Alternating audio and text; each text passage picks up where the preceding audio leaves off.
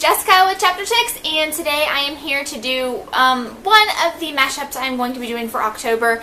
I'm hoping I'm going to be able to get at least 2 to 3 more books in the rest of the month. So I'm going to go ahead and mash up this one because you guys said you liked smaller hauls, and these are the first 4 books that I read in October. The first thing that I read was The Scorch Trials by James Dashner. This is book 2 in the Maze Runner series. The Maze Runner series is getting a lot of hype right now since the movie was released a little while ago, but I have to say that I hated the second installment. It was awful. Okay, it wasn't awful, but it was definitely not good. I gave this book 2 out of 5 stars. It was just not my cup of tea. It wasn't what I wanted to be reading. I had been looking at it. It's been staring at me on my shelf, and right now the Death Cure is doing the same thing. Darn you, Death Cure. And I read it and I wasn't excited about reading it, but at the same time I kind of was because I thought the Maze Runner was pretty good.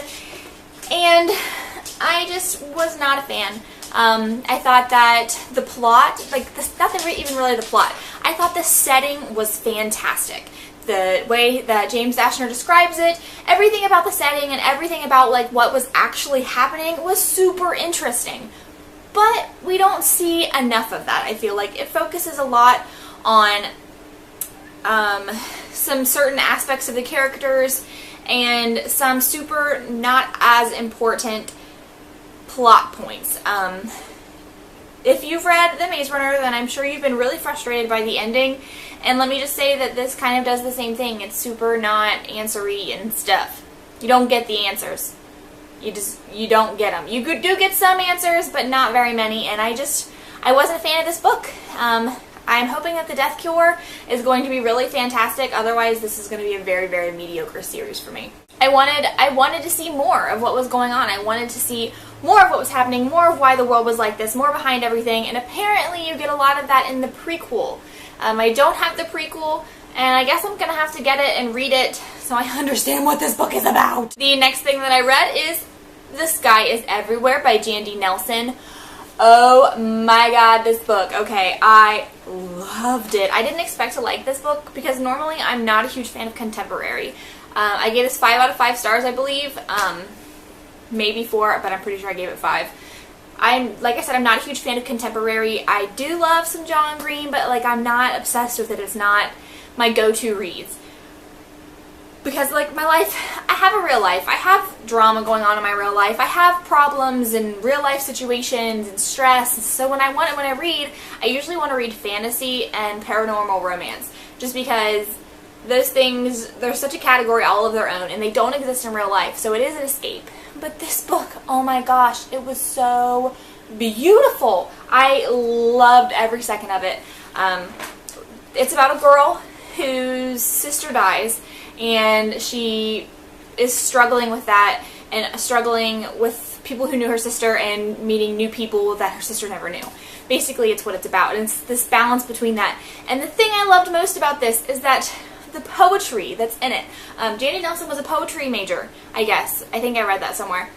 Or I just imagined it in my own head because I'm taking creative writing. That's another thing. I'm taking creative writing and we've been studying poetry right at the same time I read this, and it completely changed my view on everything. I loved this book. The words inside of it were so brilliant. The feelings I felt the feels. This book made me feel the feels. But it wasn't one of those ones that left me sobbing and crying and those kind of things. This was more of, it wedged its way into my heart, and now it's blossoming there because I still just think about how awesome this book was. It wasn't one of those one-time thing where I read it and I cry and I'm done. That's it. This one is going to be one of my favorite books of the year. So if you haven't read The Sky is Everywhere, or even if you're not a fan of contemporary fiction, still pick this one up because the writing is so beautiful that it's worth it. The next thing that I read is The Throne of Glass by Sarah J. Maas. This is the first book in the series. What is this series called? Throne of Glass series, I guess? Yes, a Throne of Glass series. And it's very popular amongst the booktubians. And I gotta say, I can see why. I was actually pretty impressed by this. I gave it 4 out of 5 stars. The only thing that I felt about it was that it was so dense. It wasn't hard to get through. It wasn't a slow read. It wasn't anything like that. but I just felt like I would be sitting there reading for like a half hour, and I would look up, like I would read and I would look up, and like so much more time had passed than I thought. So it took me forever to get through, because I guess so much is always happening in it. Like every sentence can be important in this book. And since that's the case, I didn't rush through it. I wanted to really devour and absorb everything that was going on, because it was so good and I just wanted to experience it. And this is about a girl who, she's an assassin and she's in prison, and she has this opportunity to be in this kind of duel sort of thing, like a group duel, a group challenge, to become the King's Champion. Whoever wins against 24 people, I think it is, gets to be the King's Champion, and after 4 years she could have her freedom if she wins the duel. So she'll become the King's Assassin if she wins the duel, and after 4 years of being the King's Assassin, she'll be free. So she's like this super snarky, awesome, kick-butt character, and she has this really big goal and really big purpose. And I loved it. I thought it was a lot of fun to read. The story is really, really fantastic. The only thing that is sort of irky about this book is that it is the first one. And you can tell it's the first one, not because of the immaturity of the writing, because there's no, I mean, I thought it was really well written, very mature writing style, but not like mature, but like, just like mature, you know, mature. You could tell that it was setting up something huge.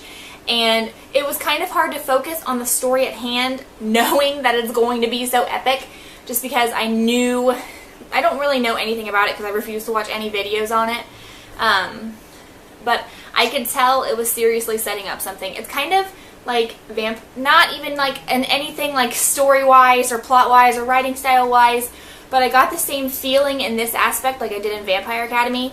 Like the first book in Vampire Academy is so much not as good as the rest of them, because it's setting up this entirely new world, and in that element it was like this.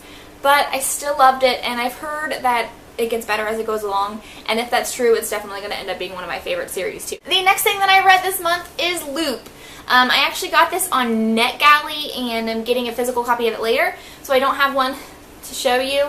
I would show you it on my iPad, but my daughter has it, so yeah, no picture, so I'll put one up here, and you can see it, and it's beautiful. And it's about this girl, it's about this like a futuristic world where time travelers are real, and in this world you have to go back and do assignments and like change things, and like there's all kinds of different time traveling jobs. And this girl is in, the main character is in time traveling school, and she goes back in time and really messes some stuff up, and then tries to go back and fix it. And this guy that she met there is like 3 years older and claims to be in love with her. So I hope that's not a spoiler. If it is, I'll edit it out, but if it's not, then you'll see it, because I'm pretty sure I read it on the back or the synopsis, and I'm like, whoa, that seems kind of spoilers. But that being said, I liked this book a lot. It was a lot of fun to read. There are a few little plot holes. Kind of just take books as they come and don't really try to judge that kind of stuff too harshly, because it ruins my reading experience. Which I guess is kind of like my job as a reviewer, to like notice stuff like that, but I don't, because I'm just reading stuff and saying if I like it or not. But I think I gave this 4 out of 5 stars. So yeah, this book was a lot of fun to read. I really liked it, and it was fun and stuff. I have a review coming up on October 22nd. Today is the 20th, so in 2 days, if I put this video up today, I'm putting up a review and giveaway on my book blog.